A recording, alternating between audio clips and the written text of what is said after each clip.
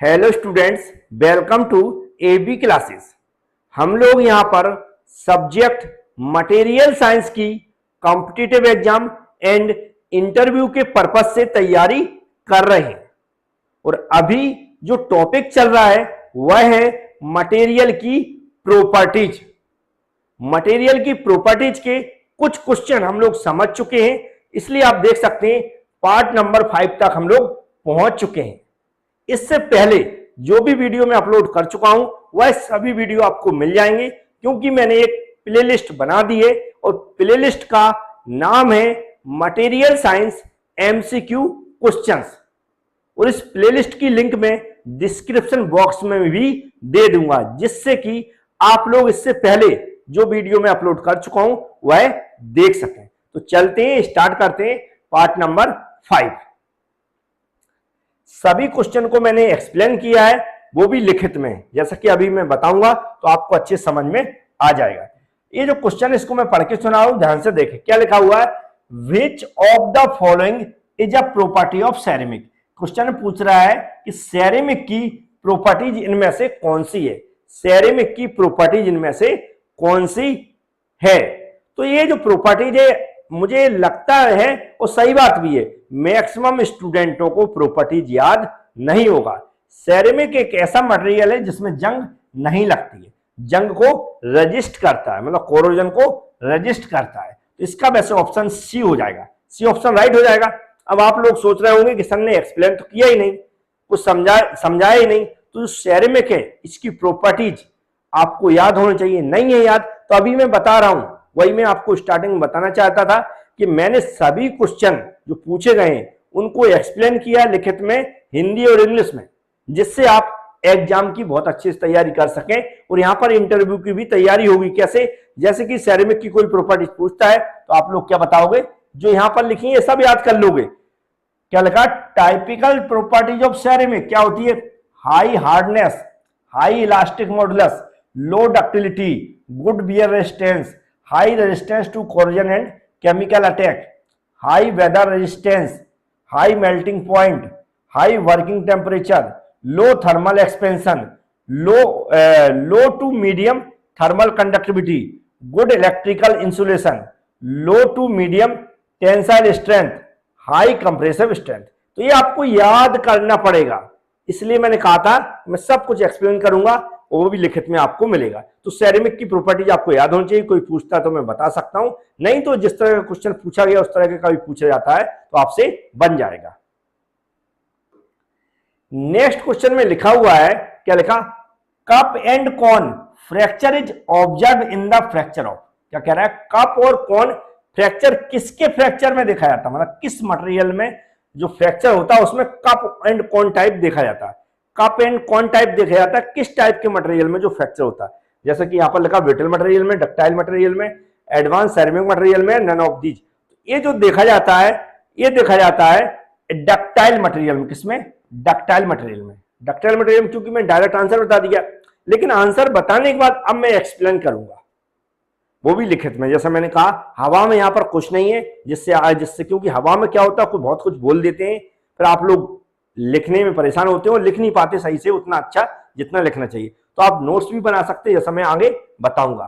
तो ये इसका आंसर क्या होगा, डक्टाइल। अब डक्टाइल मटेरियल में क्या होते हैं, तो यहां पर क्लियर लिख दिया मैंने, क्या लिखा है देखो, क्या लिखा, cup and cone fracture is observed in the fracture of the ductile material में फ्रैक्चर करते हैं, यहां पर लिखे हैं उसकी मैंने।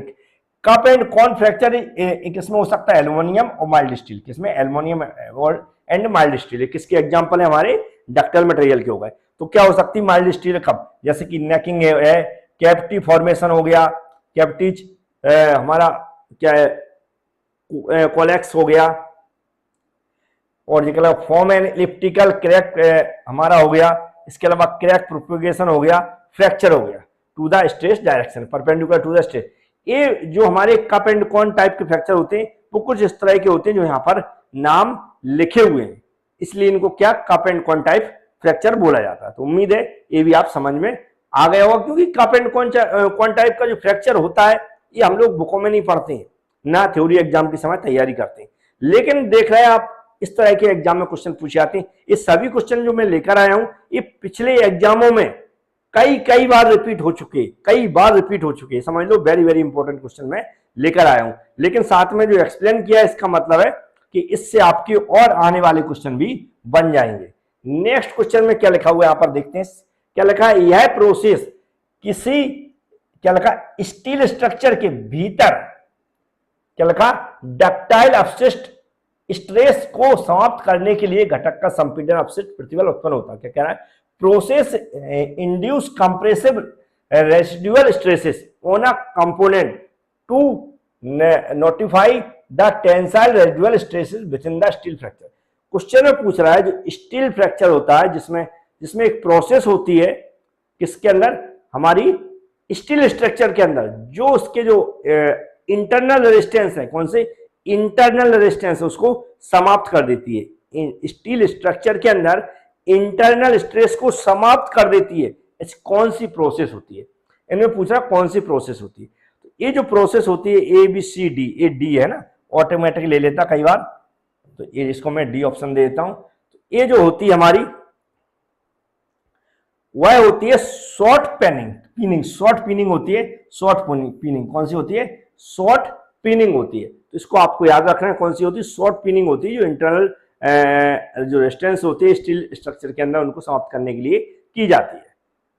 इसको और मैं एक्सप्लेन कर देता हूं, इससे और अच्छे समझ में आया था। क्या लगा, शॉर्ट पिनिंग एक प्रक्रिया है, प्रोसेस है, जो किसी स्टील स्ट्रक्चर के भीतर कौन से, जो टेंसाइल स्ट्रेस, कौन से टेंसाइल स्ट्रेस को समाप्त करने के लिए किसी कंपोनेंट पर कैसी कंप्रेसिव, हमारे कौन से होते हैं, कंप्रेसिव रेसिडुअल स्ट्रेस उत्पन्न करती है। ठीक है, नेक्स्ट क्या लिखा है, इस विधि में किसी सतह पर, किसी सरफेस पर धातु की गेंदों से क्या सही उच्च गति से पर्याप्त बल के साथ हमारा क्या प्रहार किया जाता है, चोट दी जाती है, प्रहार हैमर से किया जाता है, जिससे प्लास्टिक डिफॉर्मेशन उत्पन्न होता है। प्रत्येक गेंद एक छोटे हथौड़े की तरह कार्य करती है। कुछ भी समझ में नहीं आता तो आप लोग भी वीडियो को पॉज करके एक बार अच्छे से पढ़ सकते हैं कि पेनिंग प्रोसेस कैसे होती है। पहले तो पेनिंग प्रोसेस का पर्पज है वो यहाँ पर लिखा हुआ है, फिर यहाँ पर पेनिंग प्रोसेस कैसे होती है वो भी लिखा हुआ है। तो पेनिंग प्रोसेस के बारे में भी आपको पता चल गया। कोई पूछता है कि जो शॉर्ट पिनिंग प्रोसेस क्या होती है, क्यों की जाती है, इसके बारे में आपको जानकारी मिल गई होगी। नेक्स्ट क्वेश्चन में लिखा है time dependent yield is non, क्या लिखा, समय निर्भर यील्डिंग को क्या कहा जाता है, समय पर निर्भर यील्डिंग को क्या कहा जाता है, समय पर निर्भर यील्डिंग को क्या कहा जाता है। तो समय पर टाइम की बात कर रहा है, टाइम और टेम्परेचर की यदि बात की जाती है, टाइम एंड टेम्परेचर की बात की जाती है, तो वहां पर ये समझते हैं हम कि क्रीप की बात की गई, किसकी, क्रीप की बात की जाती है, किसकी, क्रीप की बात की जाती है। तो हमारा डी वाला ऑप्शन राइट हो जाएगा। क्रीप को मैं कई बार एक्सप्लेन कर चुका हूं, पिछले वीडियो यदि आपने देखे होंगे कि time dependent yielding is known as क्या होती है, क्रीप होती है। तो मुझे उम्मीद है समझ में आ गया हो, क्योंकि क्रीप को डिफाइंड विथ जो उसका कर्व होता है उसके साइज में इसको एक्सप्लेन कर चुका हूं, तो आपको आप देख सकते हैं पिछले वीडियो। क्या लिखा, the ratio of the ultimate stress, क्या बोल रहा है, ultimate stress, ratio of the ultimate stress to the design stress is known as, क्या है, अल्टीमेट स्ट्रेस और डिजाइन स्ट्रेस के अनुपात को क्या कहते हैं, अल्टीमेट स्ट्रेस और डिजाइन स्ट्रेस के अनुपात को क्या कहते हैं, तो इसको बोलते हैं factor of safety. Factor of safety का यदि आप फॉर्मूला देखेंगे तो जो क्वेश्चन लिखा हुआ है ये मिल जाएगा। फैक्टर ऑफ सेफ्टी का यदि फॉर्मूला देखेंगे तो ये क्वेश्चन में जो लिखा हुआ है वो आपको मिल जाएगा। इसको मैं थोड़ा एक्सप्लेन किया, ये लिखा हुआ जो ब्रिटल मटेरियल के लिए जो फैक्टर ऑफ सेफ्टी का फॉर्मूला होता है ultimate stress upon working stress, ultimate stress upon working stress. और फैक्टर ऑफ सेफ्टी का जो डक्टाइल मटेरियल है इसके लिए फॉर्मूला होता है yield stress upon working stress, yield stress upon working stress, है ना। यहाँ पर जो एक क्या लिखा था, ratio of the ultimate stress to the design stress is known as factor of safety. तो ये आपको समझ में आ गया होगा, और दो क्वेश्चन और बन सकते हैं तो वो भी आपको समझ में आ गए होंगे। नेक्स्ट क्वेश्चन में लिखा हुआ है the property by virtue of which a metal can be beaten into plates is called. Question में पूछ रहा है किसके कारण किसी धातु को पीट कर प्लेट बनाया जा सकता है। क्या है, कौन सी ऐसी प्रॉपर्टीज होती है मटेरियल के अंदर, कौन सी ऐसी प्रॉपर्टीज होती है मटेरियल के अंदर जिसको हम पीट कर या कंप्रेस करके, मतलब कंप्रेसिव फोर्स लगाकर उसको छिद्रों में कन्वर्ट कर सकते हैं। इसमें चद्दरों में कन्वर्ट कर सकते हैं, प्लेटें बना सकते हैं। तो मुझे लगता है ये मेलेबिलिटी हो सकती, कौन सी हो सकती है, मेलेबिलिटी हो सकती है, हो सकता है आपको याद हो। मेलेबिलिटी किसी मटेरियल की एक ऐसी प्रॉपर्टी है जिससे हम क्या कंप्रेसिव फोर्स लगाकर क्या उसको पतली पतली सीटों में कन्वर्ट कर सकते हैं या प्लेटों में कन्वर्ट कर सकते हैं। नेक्स्ट क्वेश्चन में लिखा हुआ द, चलो ये एक्सप्लेन है, the property by virtue of which the can be beaten into thin sheets is called the malleability. The property by the virtue of which they can be draw into wires is called the ductility. मतलब malleability और ductility की definition यहां पर लिख दी है, जिससे हो सकता है आपको याद ना हो तो याद हो जाएगी इसको पढ़ के। हिंदी इंग्लिश जिस भी भाषा में आप पढ़ना चाहते हैं पढ़ सकते हैं। नेक्स्ट क्वेश्चन में लिखा हुआ है मोर एक्यूरेट मेजरमेंट, क्या लिखा, more accurate measurement of ductility is done by measuring. Question में लिखा है more accurate measurement of ductility is done by measuring. जो हमारा क्या बोलते हैं डक्टिलिटी का अधिक सटीक मेजरमेंट किसके द्वारा किया जाता है, डक्टिलिटी का सबसे अधिक सटीक मेजरमेंट किसके द्वारा किया जाता है, ऐसा क्वेश्चन में पूछा गया। तो देखेंगे इसका आंसर हो जाएगा percentage elongation up to rupture तक, percentage elongation up to rupture तक। इससे हम लोग क्या करते हैं, इसका एक्यूरेट मेजरमेंट करते हैं। तो ये इसका भी आंसर आपको समझ में आ गया होगा। इसको आगे इसका जो फॉर्मूला है वो आपको याद होगा, ये परसेंटेज ऑफ इलोंगेशन होता है फाइनल लेंथ और जो ओरिजिनल लेंथ हो गया इंटू 100। जो भी फाइनल लेंथ है उस पर जो फोर्स लगाते हैं टेंसाइल लोड, उसके बाद जितना भी बढ़ता है माइनस ओरिजिनल लेंथ बटे ओरिजिनल लेंथ, ये मल्टीप्लाई 100 और परसेंटेज ऑफ इलोंगेशन हम लोग देख लेते हैं। यहाँ पर डक्टिलिटी की प्रॉपर्टी लिखी मतलब डेफिनेशन लिखी है, वह क्या लगा, यह वह पदार्थ है जिसके कारण पदार्थ एक अक्षीय टेंसाइल लोड के अंतर्गत तार में परिवर्तित हो जाता है, वायर में कन्वर्ट हो जाता है। क्या कहलाता है, हमारा डक्टिलिटी कहलाता है। और जो डक्टिलिटी का मेजरमेंट है वह फ्रैक्चर बिंदु तक लंबाई में परसेंटेज वृद्धि द्वारा किया जाता है। तो ये भी आपको समझ में आ गया होगा। नेक्स्ट क्वेश्चन में लिखा है निम्नलिखित में से किस पदार्थ का यंग मापांक सबसे अधिक होता है। क्वेश्चन पूछा निम्नलिखित में से किस पदार्थ का यंग मॉडुलस सबसे अधिक होता है, यंग मॉडुलस सबसे अधिक होता है किसका, तो ये सी आयरन, आयरन का जो यंग मॉडुलस सबसे अधिक होता है, आयरन का यंग मॉडुलस सबसे अधिक होगा। जैसा मैंने कहा एक्सप्लेन प्रत्येक क्वेश्चन को करूंगा लेकिन आंसर बताने के बाद, क्योंकि उसमें बहुत सारी डिटेल्स रहती है। अगर उसको पहले पढ़ाएंगे तो क्वेश्चन आपको बिल्कुल समझ में नहीं आएगा, ना उसका आंसर पता चलेगा। तो इसलिए क्वेश्चन आंसर से निपटने के बाद इस क्वेश्चन से रिलेटेड और किस टाइप की थ्योरी बन सकती है वह हम लोग देखेंगे। यहां पर आप देख सकते हैं मटेरियल और यंग मॉडुलस, मतलब रबर का अगर यंग मॉडुलस पूछा जाता तो 0.005 इंटू 10⁻9 होता है। नाइलॉन का यंग मॉडुलस होता है 3 इंटू 10⁻9। आयरन का होता है 211 इंटू 10⁻9। कॉपर का होता है 121 इंटू 10⁻9 और एल्युमिनियम का होता है 70 इंटू 10⁻9। ये कुछ हमारे यंग मॉडुलस होते हैं कुछ मटेरियल के, इनमें कंपैरिजन कर सकते हैं क्योंकि जो ऑप्शन दिए रहते हैं उनमें कंपैरिजन किया जाता है। 4 ऑप्शन दिए, 4 ऑप्शन में कंपैरिजन किया जाता है कि किसका अधिक है किसका कम है। यहाँ पर देख सकते हैं अगर इनमें कंपैरिजन करें तो आयरन का सबसे अधिक है यंग मॉडुलस। नेक्स्ट क्वेश्चन में लिखा which property of material is necessary to produce spiral element. जो स्पाइरल एलिमेंट है उसके लिए कौन सी प्रॉपर्टीज क्या रहती है, नेसेसरी मतलब कंपलसरी रहती है। कौन सी प्रॉपर्टी कंपल, तो जब भी स्प्रिंग की या स्पाइरल की बात की जाती है तो जो रेजिलेंस है, रेजिलेंस इसकी बात की जाती है, रेजिलेंस होता है क्योंकि इस पर जितना दबाव पड़ता है, रेजिलेंस मतलब जो एनर्जी एब्जॉर्ब करता है जब किसी पे जो लोड पड़ता है, लोड के दौरान ये फ्रैक्चर से पहले जो मैक्सिमम एनर्जी ऑब्जर्व करता है उसे हम क्या बोलते हैं, रेजिलेंस कहते हैं। समझ में नहीं आया हो तो अभी मैं इसकी डेफिनेशन भी बताऊंगा तो और अच्छे से आपको समझ में आ जाएगा। तो आप नेक्स्ट देख सकते हैं यहाँ पर लिखा है रेजिलेंस क्या होती है। Resilience property of material is necessary to produce spiral element. फिर क्या लिखा था, property of material to absorb, देखो के लिए लिखा absorb energy and to resist shock and impact load. Shock and impact load के दौरान जो मैक्सिमम एनर्जी एब्जॉर्ब करता है वह क्या होती है, मटेरियल की प्रॉपर्टी, जो उसको बोलते हैं हम resilience. It is measured by the amount of energy absorb per unit volume within elastic. याद रखें कैसे जो हमारी एनर्जी एब्जॉर्ब की उसको हम लोग कैसे फाइंड आउट करते हैं, absorb energy per unit volume with in elastic limit तक। हिंदी में लिखा है उसको भी आप पढ़ सकते हैं। This properties is essential for spiral spring material. Spring material के लिए यह जो प्रॉपर्टीज होती है वह कंपलसरी होती है। तो जो एक्सप्लेन मैं यहां पर कर रहा हूं ये आपको सभी को बहुत पसंद आएगा, और जिन बच्चों को पसंद नहीं आता है मतलब वो पढ़ नहीं आएगा।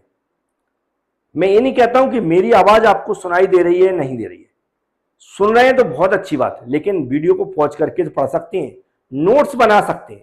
मेरा काम है आप तक मटेरियल पहुंचाना, और इसकी पीडीएफ 1-2 दिन में मैं उपलब्ध करा दूंगा एबी क्लास एप्लीकेशन के अंदर, पूरे सब्जेक्ट की टॉपिक वाइज। तो वहां से आप उसको अनलॉक करके और पढ़ना स्टार्ट कर सकते हैं। तो लेकिन वीडियो जरूर देख लिया करें, क्योंकि कई बार क्या होता है कोई पढ़ के सुनाता है या समझाता है तो याद जल्दी हो जाता है और समझ में भी जल्दी आ जाता है। नेक्स्ट क्वेश्चन में क्या लिखा, a material will be called theoretically ideal material. क्या कि किसी पदार्थ को सैद्धांतिक रूप से क्या कहा जाता, आइडियल मटेरियल या आदर्श पदार्थ कहा जाता। किसको कहा जाता है, यहां पर सारे ऑप्शन दिए गए, इनको हमें पढ़ना अच्छे से और समझना। क्या लिखा, elastic property are same at each every point, तो नहीं हो सकता। If has been same composition throughout the body, ये भी नहीं हो सकता। If the has different elasticity in different direction, if a material is equally elastic in all direction. Equally elastic in all direction में हो सकता है, क्योंकि हमने इसकी डेफिनेशन पढ़ी हुई है, 2 टाइप की डेफिनेशन पढ़ी हुई है। आइसोट्रोपिकली ऐसा कुछ पढ़ा हुआ, आइसोट्रोपिकली मटेरियल हमने पढ़ा है, शायद उसके हिसाब से देखें तो if a material is equally elastic in all direction, यदि कोई पदार्थ सभी दिशाओं में समान रूप से प्रत्यास्थ है तो वह मटेरियल क्या कहलाता है, थ्योरेटिकली आइडियल मटेरियल कहलाता है। थ्योरेटिकली आइडियल मटेरियल कहलाता है। यहां पर मैंने एक्सप्लेन भी कर दिया, देखो आपको लिख रहा है आइसोट्रोपिक मटेरियल का, आइसोट्रोपिक मटेरियल हो गया। Isotropic material have identical material properties होती है in all direction at every point. फिर क्या लिखा, the ideal material are equal to elastic in all direction, ये मैंने कुछ बता दिया। अब जो हमारी कुछ यहाँ पर लिख रहा है आइसोट्रोपिक होती है, ट्राइएक्सियल स्ट्रेस इंडिपेंडेंट 2 होती है, बाइएक्सियल स्ट्रेस 2 होती है, और ऑर्थोगोपिक 9 होता है, इधर हमारा 4 होता है बाइएक्सियल, और एनीस्ट्रोपिक हमारी 21 होती है। ट्राइएक्सियल स्ट्रेस इंडिपेंडेंट ईसी, और जो हमारा क्या है बाइएक्सियल स्ट्रेस इंडिपेंडेंट ईसी, ये हमारे 6 होते हैं, है ना। तो ये आपको कुछ मैंने मटेरियल देने की कोशिश की, इस मटेरियल से आपकी इंटरव्यू की तैयारी होगी और आगे क्वेश्चन और बनेंगे आपसे। नेक्स्ट क्वेश्चन में लिखा है ductility of a material can be defined. Material की डक्टिलिटी को हम कैसे डिफाइन कर सकते हैं, तो ये मैं कई बार क्वेश्चन को रिपीट कर चुका हूं, फिर से क्वेश्चन पूछे गए पुराने एग्जाम में, तो मैं बता रहा हूं डक्टिलिटी को कैसे डिफाइन कर सकते हैं। और मुझे लगता है इस क्वेश्चन का आंसर सभी को पता होगा। क्या लिखा, रेजिस्टेंस ऑफर टू इंडेंटेशन, ये तो नहीं हो सकता है। Ratio of elongation of the material at fracture during the tensile test, tensile test आ गया, मतलब ये हो सकता है, क्योंकि resistance offer to impact force ये नहीं हो सकता, resistance offer to sudden application ये भी नहीं हो सकता। तो बी वाला ऑप्शन हमारा राइट हो जाएगा, है ना। बी वाला क्या हो जाएगा, ratio of elongation of the material at fracture during the tensile test to the original length. Ductility की बात हो रही है, तो डक्टिलिटी यहाँ पर एलोंगेशन की बात हो रही है, वो भी टेंसाइल टेस्ट के दौरान, तो ये सही हो सकता है। इसको मैं थोड़ा सा, आप डक्टिलिटी को वैसे ही डिफाइन करते हैं, आपको पता ही है, ductility of a material can be defined as the ratio of elongation of the material at fracture during the tensile test to the original length. ठीक है, अब इसमें कंफ्यूजन ना हो, डक्टिलिटी मटेरियल की प्रॉपर्टीज है, ऐसी प्रॉपर्टीज है जिसको हम उसके एक्सिस की डायरेक्शन में लंबा खींच सकते वायर के रूप में, वो भी बिना फ्रैक्चर के, वही इसलिए वो एलोंगेशन की बात कर रहा है। नेक्स्ट क्वेश्चन है 62 नंबर का, लिखा पिग आयरन। इसमें से पिग आयरन को हम लोग कैसे डिफाइन कर सकते हैं, तो कार्बन की जो परसेंटेज मात्रा है, कार्बन की जो परसेंटेज मात्रा, उसके आधार पर हम इसको पिग आयरन को डिफाइन कर सकते हैं। तो पिग आयरन को डिफाइन कर सकते हैं, तो यहां पर देखें आयरन विथ 4% कार्बन के साथ क्या होता है, आयरन होता है। 4% कार्बन के साथ क्या होता है, आयरन। जो हमारा रॉ मटेरियल होता है उसमें 4% यदि हम कार्बन मिला देते हैं तो क्या बन जाता है, हमारा पिग आयरन बन जाता है, कच्चा लोहा बन जाता है। तो इसका भी आंसर आपको समझ में आ गया होगा। थोड़ा सा मैं इसको एक्सप्लेन कर देता हूं। यहाँ पर लिखा हुआ है, जो क्लियर लिखा है, कच्चा लोहा मतलब हमारा क्या, पिग आयरन। लोहे का हमारा क्या है, कच्चा रूप है। लगभग 92% इसमें लोहा रहता है, इसमें 4% कार्बन मौजूद होता है, और इसका उपयोग विभिन्न जो हमारी लोहे, जिसमें हमारा आयरन युक्त जो भी हमारी मेटल्स होते हैं जिनमें आयरन होता है, जैसे हमारा यहाँ क्या हो गया, हमारा पिग आयरन हो गया हमारा, ये कास्ट आयरन, रॉट आयरन हो गया, कास्ट आयरन हो गया, रॉट आयरन हो गया, और हमारा स्टील हो गया। कास्ट आयरन, इधर लिखा कास्ट आयरन, रॉट आयरन और हमारा स्टील हो गया। इन सब में कार्बन की मात्रा मिली हुई रहती है। Pig iron is obtained by smelting iron ores in blast furnace. कच्चा लोहा को हम आयस को ब्लास्ट फर्नेस में गलाकर प्राप्त किया जा सकता है। तो इस तरह का जो मैं मटेरियल प्रोवाइड कर रहा हूँ ये बहुत इंपॉर्टेंट मटेरियल है, ऐसा आपको किसी भी बुक में नहीं मिलेगा। जिस बुक में मिलता है मान लो आप अच्छे से पढ़ें उसको, क्योंकि मैक्सिमम बच्चों को नहीं मिल पाता, लेकिन मैं प्रोवाइड करा रहा हूँ। पीडीएफ भी मैं बहुत जल्दी एबी क्लास एप्लीकेशन में आपको प्रोवाइड करा दूंगा, तो वहां से आप लोग इसको पढ़ सकते हैं। आज का ये लास्ट क्वेश्चन है, 63 नंबर मतलब आज का लास्ट क्वेश्चन है। इसको क्वेश्चन को पढ़ लेते हैं। क्या लिखा? Copper becomes hard and brittle. Copper कैसा होता है? हार्ड एंड ब्रिटल होता है। When mechanically work but it can be made soft again by annealing within what temperature range must you heat in anneal. Temperature range पूछ रहा है यार, जो मैकेनिकल रूप से कार्य करने पर यदि हम कॉपर को हार्ड एंड ब्रिटल हो जाता है, कॉपर हार्ड एंड ब्रिटल हो जाता है, लेकिन उसको टेम्परेचर द्वारा इसे पुनः से हमें नरम बनाना है, पुनः से क्या सॉफ्ट बनाना, मतलब कोई भी हमारा मैकेनिकल के अनुसार यदि कोई मटेरियल हमारा हार्ड हो जाता है या फिर क्या हो जाता है ब्रिटल हो जाता है और हमें फिर से उसको सॉफ्ट बनाना है, तो हम कितने तापमान पर उसको क्या करेंगे? गर्म करना होगा। कितने तापमान? तो ये 700 डिग्री सेल्सियस से 900 डिग्री सेल्सियस तक क्या करना पड़ेगा? इसको गर्म करने पड़ेगा। मतलब बी वाला ऑप्शन हमारा राइट हो जाएगा। 700 से 900 डिग्री सेल्सियस तक इसको क्या गर्म करना पड़ेगा। तो इसको एक्सप्लेन यहाँ पर मैंने कर दिया, आप अच्छे से पढ़ सकते हैं। क्या लिखा? Copper becomes hard and brittle when mechanically worked but it can be made soft again by annealing within 700 degree Celsius से 900, है ना। क्या लिखा है? मैकेनिकल रूप से वर्क करने पर जो हमारा कॉपर है, कौन सा कॉपर है, वह हमारा कैसा हो जाता है? हार्ड एंड ब्रिटल हो जाता है। लेकिन कुछ टेम्परेचर पर हम उसे फिर से गर्म करते हैं तो वह कैसा हो जाता है? मुलायम बनाया जा सकता है, जिसका जो टेम्परेचर है लगभग 7 degree Fahrenheit and 9 degree Fahrenheit तापमान जो भी टेम्परेचर के भीतर गर्म करना पड़ता है। In this process steel is heated to a temperature below to the critical temperature से बिलो, जनरली 550 से -65 degree Celsius, held at this temperature for the sometimes and then cooled slowly in furnace. तो उसे हम cooled करते, पहले गर्म करते फिर उसे ठंडा करते, तो हम इस तरह इसको प्राप्त कर सकते हैं। मुझे उम्मीद है आज जो भी क्वेश्चन हम लोगों ने समझे हैं ये सब काम के क्वेश्चन है। क्वेश्चन तो ऐसे हैं कि बार बार एग्जाम में पूछे गए, लेकिन जो मैंने एक्सप्लेन किया है वो आप याद जरूर करें, क्योंकि बहुत इंपॉर्टेंट होता है। यदि आप इस तरह ये सारी थ्योरी पढ़ते हैं तो पढ़ते पढ़ते ही आपको याद हो जाएगा, क्योंकि इतने सारे क्वेश्चन मैं रिपीट करने वाला हूँ। Thank you. चैनल को याद रखें, चैनल को सब्सक्राइब जरूर कर लें, बेल आइकॉन पर क्लिक कर लें और वीडियो को लाइक कर दें। पीडीएफ का थोड़ा सा वेट कर लें। Thank you.